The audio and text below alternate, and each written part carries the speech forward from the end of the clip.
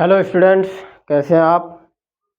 चलिए आज हम लोग देखेंगे। इसके पहले हम लोग लाइट का चैप्टर नंबर 1 फिजिक्स क्लास 10 का लाइट का पार्ट 1 पढ़ चुके हैं। आज हम लोग देखेंगे इसका पार्ट 2। चलिए देखते हैं। पार्ट 2 में सबसे पहले हम देखेंगे प्रकाश का परावर्तन, रिफ्लेक्शन ऑफ लाइट। ये प्रकाश का परावर्तन होता क्या है। देखिए, प्रकाश की किरणें जब किसी स्रोत से चलकर किसी सतह से टकराएंगे और टकरा के वापस लौट जाएंगे। परावर्तन का मतलब ही होता है टकरा के वापस लौटना, टकरा के वापस लौटना, यही कहलाएगा परावर्तन। तो प्रकाश का परावर्तन यानी जब प्रकाश की किरणें किसी सतह से टकराती हैं और टकरा कर वापस लौट आएंगी तो इसे कहेंगे प्रकाश का परावर्तन। यानी जब प्रकाश की किरणें किसी माध्यम से चलेंगी, यानी जैसे वायु से चली हैं और किसी सतह से टकराई और वायु में फिर वापस आ जाएंगी। ठीक, यानी जब प्रकाश की किरणें किसी माध्यम से चलकर किसी सतह से टकराती हैं और टकरा कर पुनः उसी माध्यम में वापस लौट आती हैं तो उसे प्रकाश का परावर्तन कहते हैं। जब प्रकाश की किरणें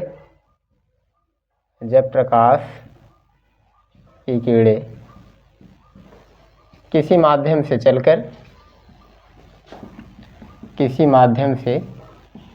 किसी चमकदार पृष्ठ से टकराती हैं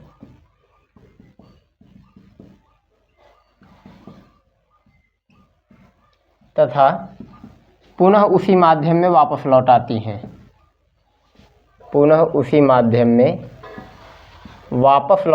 हैं,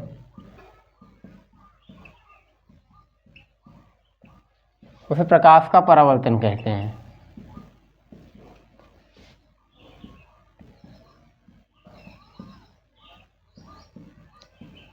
यानी जब प्रकाश की किरणें किसी माध्यम से चलकर किसी पृष्ठ से टकराएंगी, चमकदार पृष्ठ से, और टकरा के पुनः वापस लौट आती है, इसे प्रकाश का परावर्तन कहते हैं। अच्छा, प्रकाश का परावर्तन, बचपन में आप लोग शीशा लेकर चमकाए होंगे। बचपन में ये बेवकूफ़ मतलब ये शरारतें आप लोग तो किए हैं। शीशा लेते हैं, उसको बाहर खड़े हो जाते हैं और मम्मी की आँख में चमकाते रहते हैं। मम्मी डांटेगी आपको, और ये शीशा क्यों चमका रहे हो, वो तब भी अखियों में चमकाते रहते हो आप, अब पिटैया हो जाती है आपकी। तो बचपन में ये सारी हरकतें आप किए तो शीशे से टकरा के जो किरण लौट रही है, प्रकाश के परावर्तन का सबसे अच्छा उदाहरण उसको समझ सकते हैं। तो यानी जब प्रकाश की किरणें किसी माध्यम से चलकर किसी चमकदार पृष्ठ से टकराती हैं और टकराकर पुनः उसी माध्यम में वापस लौट आती हैं, उसे प्रकाश का परावर्तन कहते हैं। जैसे अगर नहीं समझ में आता, शीशा उसको चमका के देखो, शीशा पर लाइट पड़ेगी, टकरा के देखो दूसरी जगह जाएगी, वही है प्रकाश का परावर्तन। अब आगे समझते हैं। देखो, मान लीजिए एक दर्पण है आपके पास, एक शीशा है यहाँ,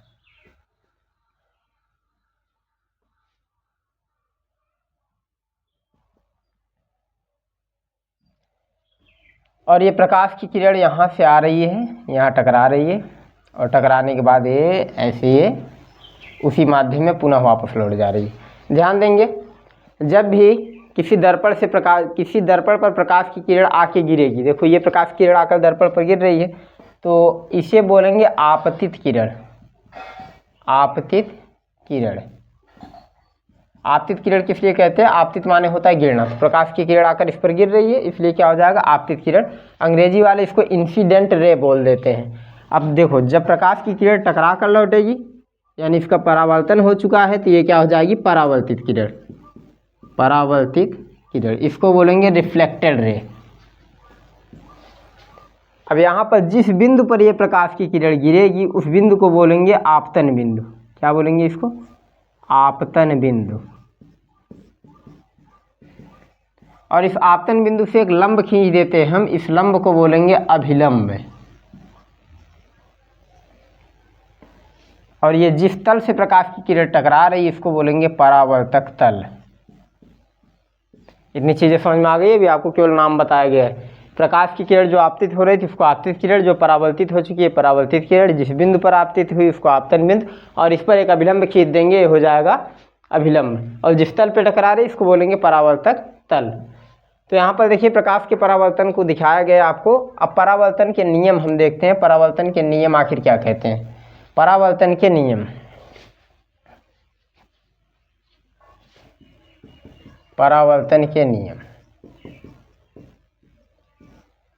परावर्तन का नियम कहता है कि ये आपतित किरण, परावर्तित किरण और आपतन बिंदु पर, ये बिंदु कैसा, आपतन बिंदु पर खींचा गया अभिलंब, ये समझ में आ रहा आपको। आपतित किरण, अगर ये आपको चित्र याद रहेगा, यानी आप इस ग्राफ को अपने दिमाग में बैठा लेते तो सब कुछ हो जाएगा आसान आपको। आपतित किरण, परावर्तित किरण तथा आपतन बिंदु पर खींचा गया अभिलंब तीनों एक ही तल में होते हैं। तो पहला नियम, आपतित किरण, परावर्तित किरण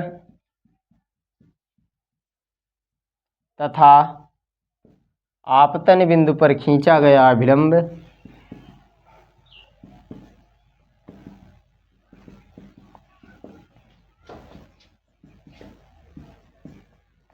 तीनों एक ही तल में होते हैं।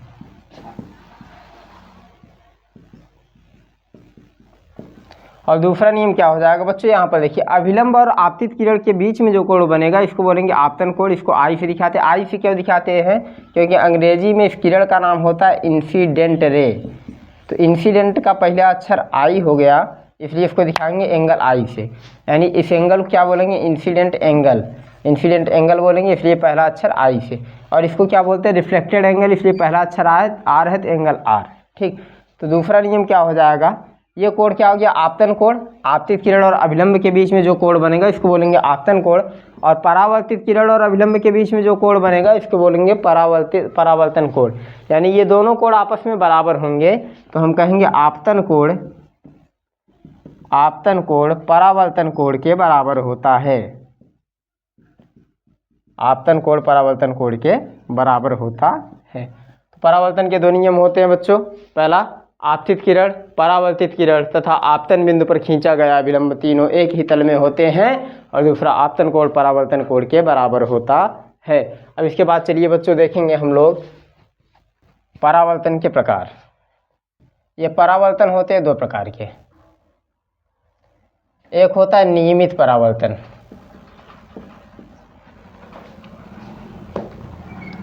एक होता है नियमित परावर्तन और दूसरा होता है अनियमित, या इसी को कहते हैं विपरीत परावर्तन।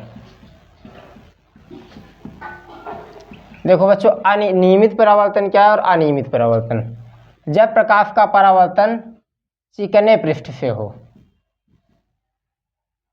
जब प्रकाश का परावर्तन चिकने पृष्ठ से होता है तो इसे नियमित परावर्तन कहेंगे। और अनियमित या विपरीत परावर्तन किसे कहेंगे, जब प्रकाश का परावर्तन खुरदरे पृष्ठ से होता है, जब प्रकाश का परावर्तन खुरदरे पृष्ठ से होगा। तो ध्यान देंगे, परावर्तन दो प्रकार के हो जाएंगे, एक नियमित परावर्तन और दूसरा अनियमित परावर्तन। अनियमित परावर्तन को विपरीत परावर्तन भी कहते हैं।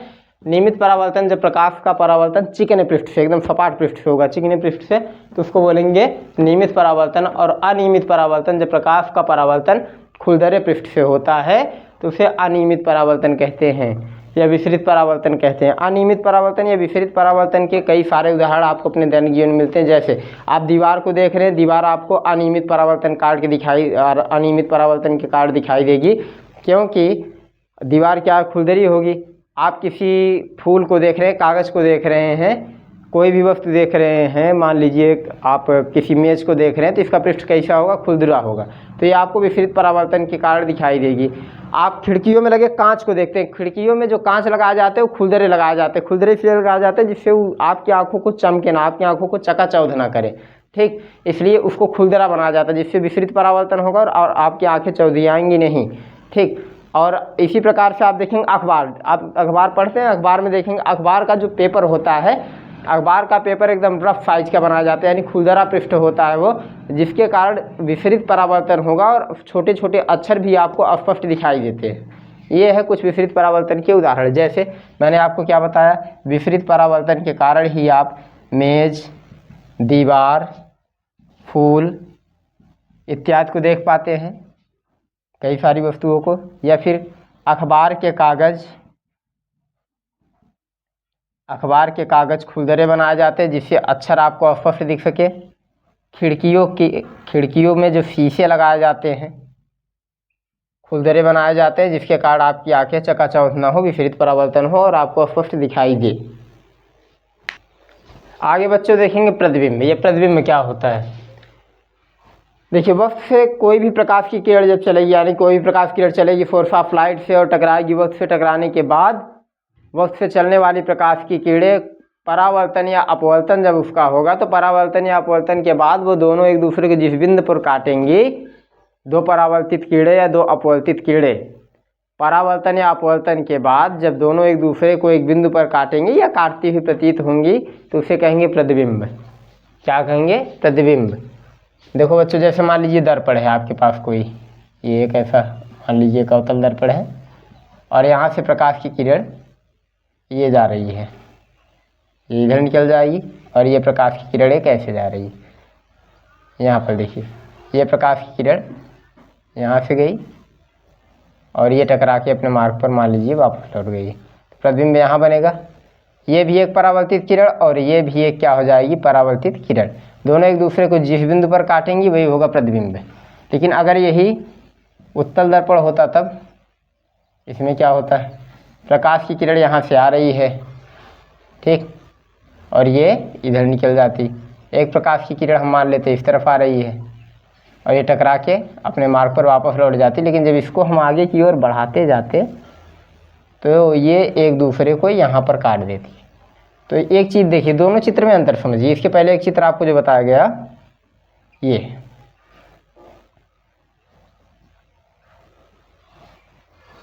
ये आपको बताया गया था, एक चित्र यहाँ पर समझिए ऐसे, और एक ये ऐसे, ये टकरा के वापस लौट रही थी, ये समझिए। इसमें देखिए ये प्रकाश, ये वस्तु है मान लीजिए, और यहाँ से प्रकाश की किरण चली है, टकराई, इधर लौट गई है, ठीक, और ये प्रकाश की किरण आई और टकरा कर अपने रास्ते वापस लौट गई, प्रतिबिंब यहाँ पर बना। यहाँ पर देखो दोनों परावर्तित किरणें किसी बिंदु से आती हुई प्रतीत हो रही हैं, और यहाँ पर आप देखेंगे परावर्तित किरणें जो है दोनों पर, यहाँ पर वक्त से चलने वाली प्रकाश किरणें परावर्तन के पश्चात देखो ये इधर से आई, टकरा के इधर गई, ये टकरा कर अपने रास्ते लौट रही है, दोनों परावर्तित किरणें एक बिंदु पर मिल रही हैं।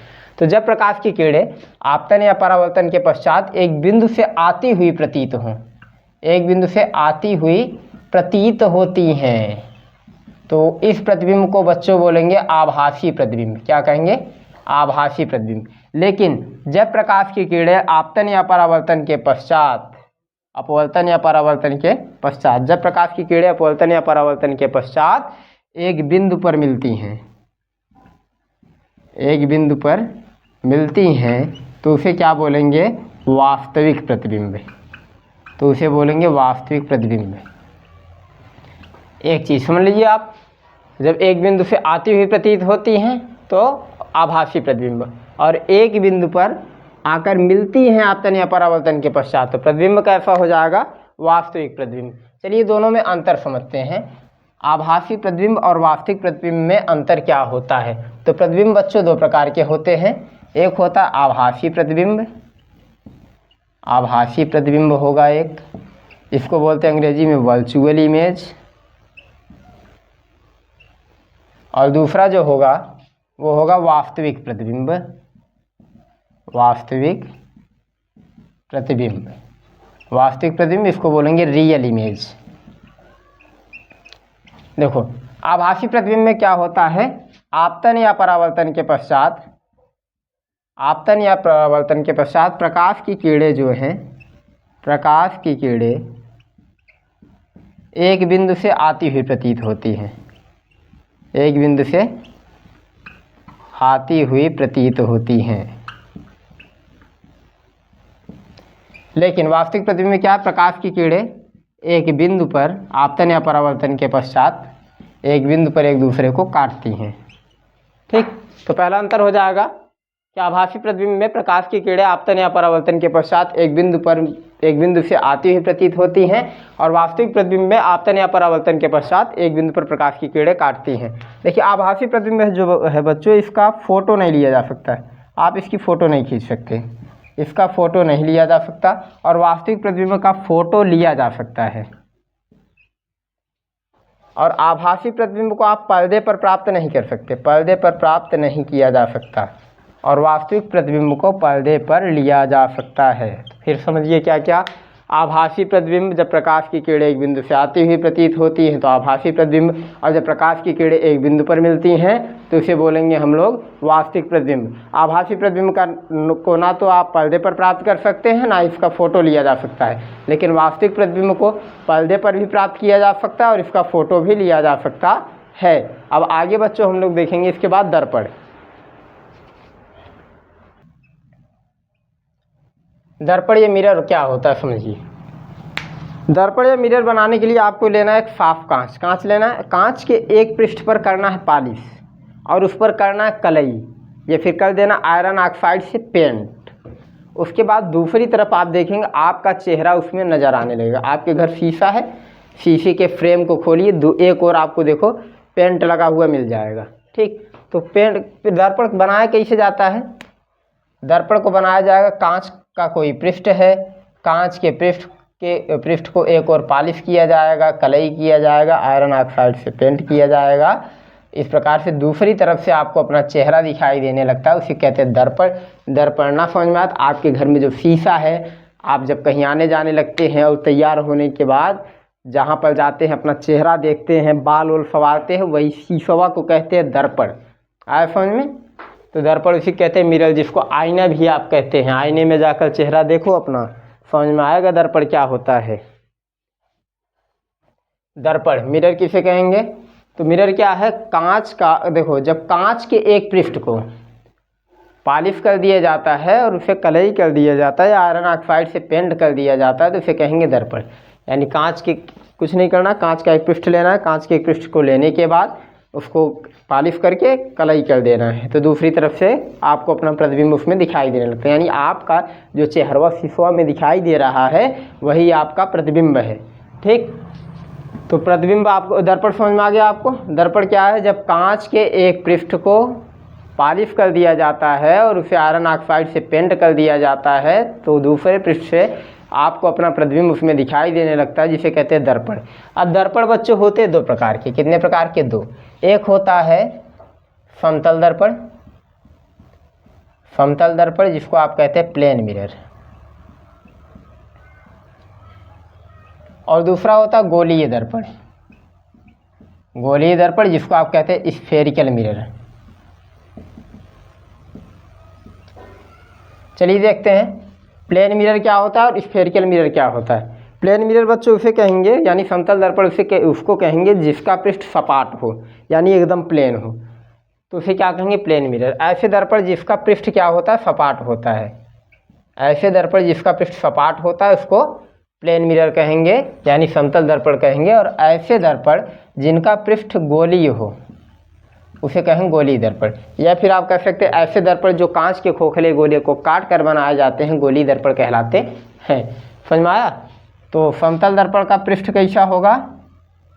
सपाट होगा, और गोलीय दर्पण का पृष्ठ कैसा होगा? गोलीय होगा। बच्चों गोलीय दर्पण होते हैं दो प्रकार। कितने प्रकार के? दो प्रकार के।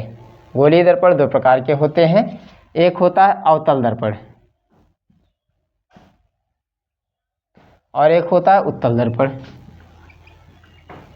अब अवतल दर्पण उत्तल दर्पण दोनों हम समझेंगे। समझिए, देखिए समतल दर्पण उसके पहले समझेंगे। आपके घरों में जो शीशा लगा है, आप ध्यान से देखेंगे, जितने बड़े आप हैं उतने बड़े आप शीशे में नज़र आते हैं। आपके घरों में अक्सर जो शीशे लगे होते हैं वो समतल दर्पण के होते हैं।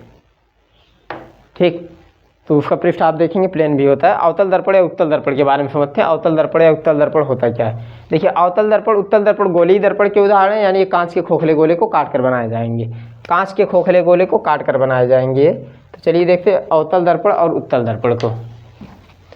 तो यानी दर्पण कितने प्रकार के? दो प्रकार के। समतल दर्पण हो जाएगा और गोलीय दर्पण। समतल दर्पण जिसका पृष्ठ सपाट होता है, गोलीय दर्पण जिसका पृष्ठ गोलीय होता है। और गोलीय दर्पण कितने प्रकार के? दो, अवतल दर्पण और उत्तल दर्पण। अवतल दर्पण देखिए क्या होता है और उत्तल दर्पण क्या होता है। अवतल दर्पण और उत्तल दर्पण देखिए, मान लीजिए एक कांच का गोला है, आपने इसको ऐसे काट दिया, ऐसे काट दिया, ऐसे काट दिया, ऐसे काट दिया, ये काटा, ये काटा। तो अच्छा, जब इसको काटेंगे आप तो आपको क्या मिलेगा? खोखले गोले को जब आप काटेंगे, कांच के खोखले गोले को, तो आपको कुछ ऐसी आकृतियाँ मिलेंगी। ऐसी आकृतियाँ मिल सकती हैं, हाँ मिलेंगी। अब देखो ये कांच का भी अभी कुछ है नहीं, दर्पण है नहीं, अभी सिर्फ कांच के खोखले गोले को हमने इसको काटा है। चलिए अब इसके एक पृष्ठ को हम कलई करते हैं, यानी पॉलिश करते हैं और कलई करते हैं। चलिए इस पृष्ठ को हमने क्या कर दिया, कलई। ठीक, अच्छा देखो उभरे हुए पृष्ठ पर हमने कलई किया तो अब चेहरा आपको किधर दिखेगा, जिधर पेंट लगा उधर चेहरा तो दिखेगा नहीं, जिधर नहीं पेंट लगा उधर चेहरा दिखेगा। तो आप समझेंगे जब एक पृष्ठ को हमने कलई कर दिया दूसरे पृष्ठ पर आपको चेहरा दिखेगा। उभरे हुए पृष्ठ पर हमने कलई किया है, चेहरा आपको दिखेगा दबे हुए पृष्ठ पे, यानी प्रकाश का परावर्तन किस पृष्ठ से होगा, दबे हुए पृष्ठ से। जब प्रकाश का परावर्तन दबे हुए पृष्ठ से हो तो दर्पण होगा अवतल दर्पण। अब चलिए एक और लेते हैं कटा हुआ भाग और इसको इस तरफ पॉलिश करते हैं। अच्छा जब दबे हुए पृष्ठ पर पॉलिश करोगे चेहरा किधर दिखेगा, उभरे हुए पृष्ठ पर, तो ये हो जाएगा उत्तल दर्पण।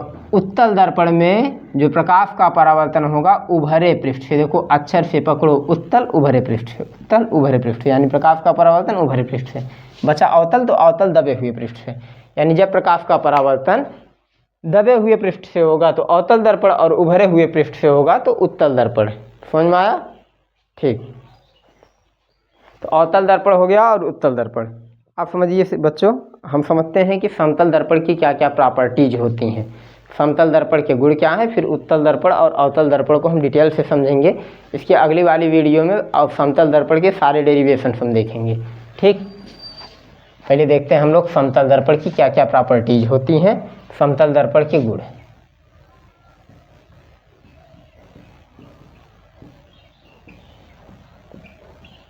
ये समतल दर्पण के गुण यानी प्रॉपर्टीज ऑफ प्लेन मिरर।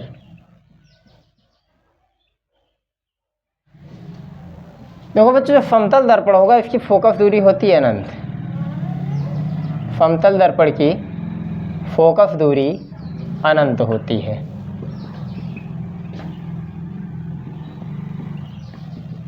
समतल दर्पण की फोकस दूरी क्या होगी, अनंत। दूसरा समझेंगे, अच्छा शीशे के सामने आप कभी खड़े हो, आप जाइए शीशे के सामने खड़े हो और उसको बोलो हाय, हाथ ऐसे हाथ दिखा कर, तो वो भी आपका जो प्रतिबिंब शीशे के अंदर बन रहा है वो भी आपको हाथ दिखाएगा, बोलेगा हाय।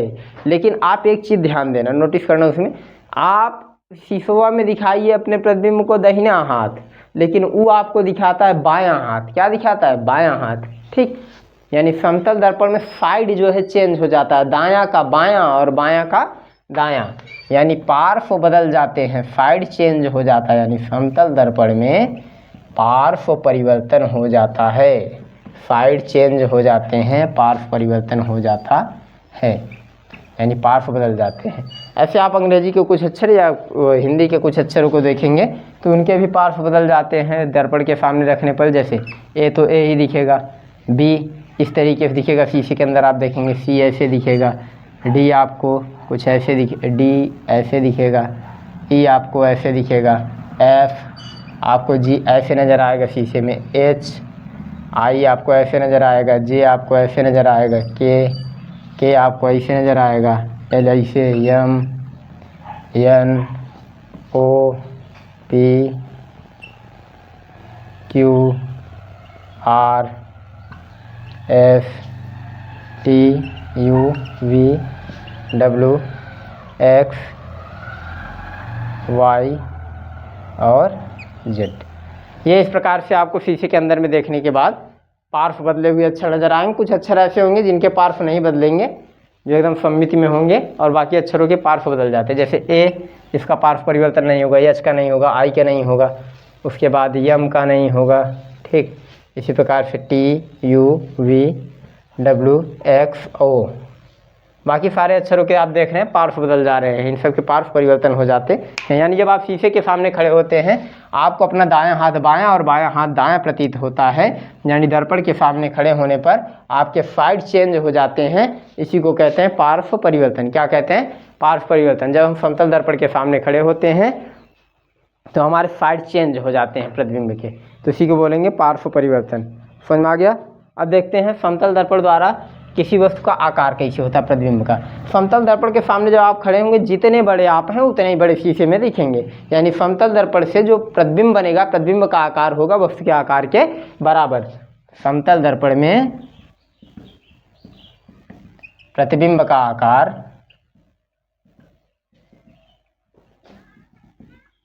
वस्तु के आकार के बराबर होता है।